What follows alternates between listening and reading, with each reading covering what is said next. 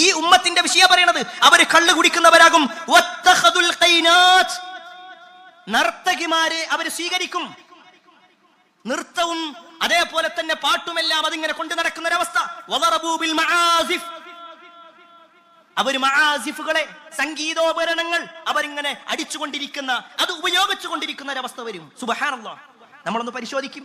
ഇന്നത്തെ കാലഘട്ടത്തിൽ ഈ മുസ്ലിം ഉമ്മത്ത് എവിടെ എത്തി എന്നുള്ളത് ഈ ഒരൊറ്റ ഹദീസ് നബി സല്ലല്ലാഹു അലൈഹി വസല്ലമ സത്യപ്രവാചകനാണെന്ന് ബോധ്യപ്പെടുത്തുന്നതാണ്.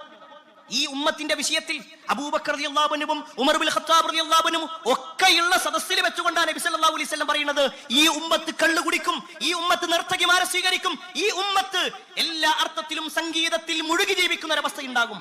അവിടെയാണ് നമ്മൾ ഒരു കല്യാണം വരുന്ന സമയത്ത് പാട്ടില്ലാതെ എന്ത് കല്യാണ, തലേ ദിവസം ഒരു ഡാൻസ് ഇല്ലെങ്കിൽ എന്ത് കല്യാണമാ ചോദിക്കുന്നവരില്ലേ?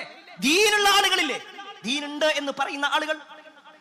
ഞാൻ ആരെയും കുറ്റപ്പെടുത്താൻ വേണ്ടിയിട്ടല്ല. ഇന്നത്തെ മുസ്ലിം ഉമ്മത്ത് എവിടെ എത്തി എന്നുള്ളത് മനസ്സിലാക്കണമെങ്കിൽ ഇൻസ്റ്റാഗ്രാം ഒന്ന് ഓണാക്കിയാൽ മതി.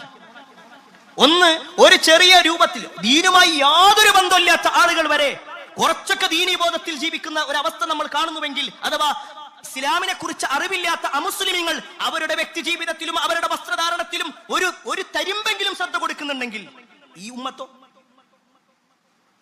ഒരു ID ഉണ്ടാക്കി, ഒരു യൂട്യൂബിൽ അക്കൗണ്ട് ഉണ്ടാക്കിയിട്ട് പിന്നെ മൊബൈലിൽ എല്ലാവിധ തോന്നിവാസങ്ങളും ചെയ്യാം. സ്വന്തം ഭാര്യയും ഭർത്താവും എന്താണോ റൂമുകളിൽ പറയേണ്ടതും ചെയ്യേണ്ടതും അതൊരു ലജ്ജയുമില്ലാതെ, ഒരു ലജ്ജയുമില്ലാതെ അത് നാലാളുകൾക്ക് കാണിച്ചു കൊടുക്കുന്ന രൂപത്തിൽ, കോടാനുകോടി മനുഷ്യന്മാർക്ക് കാണിച്ചു കൊടുക്കുന്ന രൂപത്തിൽ ഇപ്പോഴും ഇമ്മത്തിന് മനസ്സിലായിട്ടില്ല. അവർ സ്റ്റാറ്റസ് വെക്കുമ്പോ അത് ഒരാളല്ല കാണുന്നത്. എത്രത്തോളം ആളുകളുണ്ടോ അവരുടെ കോണ്ടാക്ട് ലിസ്റ്റിൽ അത്രയും ആളുകൾ കാണുന്നുണ്ട്. യൂട്യൂബിൽ ഒരു വീഡിയോ ഇടുന്ന സമയത്ത് അത് 1000-ൽ നിൽക്കുന്നില്ല, അത് 10,000-ഉം ലക്ഷവും കടന്നുകൊണ്ട് പോകും. ഏറ്റവും ലളിതമായിട്ട് പറഞ്ഞാൽ 1,00,000 ആളുകളുടെ മുന്നിൽ ഞാൻ ചെയ്യേണ്ട ഒരു കാര്യം, ഞാൻ പറയേണ്ട ഒരു കാര്യം, അതേ ഞാനൊരു ക്യാമറ വെച്ചുകൊണ്ട് പറയാൻ പാടുള്ളൂ, ഞാൻ ചെയ്യാൻ പാടുള്ളൂ. പക്ഷെ ഈ ഉമ്മത്തിന് നഷ്ടപ്പെട്ടു പോയി ലജ്ജ എന്ന് പറയുന്ന ഒന്ന്. നൃത്തവും നർത്തകിമാരൊക്കെ മുസ്ലിം ഉമ്മത്തന്നെയാവുക. അതിനുവേണ്ടി ആളുകളെ കൊണ്ടുവരുന്നവര് മാത്രമല്ല, അത് സ്വന്തം കുടുംബത്തിൽ പ്രത്യേകം പ്രാക്ടീസ് ചെയ്യുക, അതിനുവേണ്ടി ഇറങ്ങുക. മആസിഫുകൾ പറയുമ്പോ എന്താ ഈ പറയണത്? കുറച്ചൊക്കെ പാട്ടില്ലാതെ എന്താ?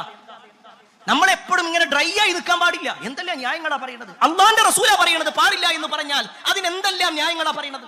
ഇന്നാള് ചെയ്യുന്നില്ലേ, ഇവര് ചെയ്യുന്നില്ലേ, ആ സംഘടന ചെയ്യുന്നില്ലേ? ഇതൊക്കെ പ്രിയപ്പെട്ടവരെ നമുക്ക് അള്ളാന്റെ മുന്നിൽ ഉത്തരം പറയാനുള്ളതാ? ഇന്ന ആളുകൾ ചെയ്തു എന്നുള്ളത് നമുക്ക് ചെയ്യാനുള്ള തെളിവാണോ? റസൂലുള്ളാഹി സ്വല്ലല്ലാഹു അലൈഹി വസല്ലം ചെയ്യരുത് എന്ന് പറഞ്ഞാൽ അതിൽ നിന്ന് ഒഴിവാകലല്ലേ വിശ്വാസി? പ്രിയപ്പെട്ടവരെ, അതുകൊണ്ട് ആ ഒരു വിഷയത്തിന്റെ ഗൗരവം നമ്മൾ മനസ്സിലാക്കണം. അതല്ല എങ്കിൽ തീർച്ചയായും പ്രയാസങ്ങൾ വന്നുകൊണ്ടിരിക്കും.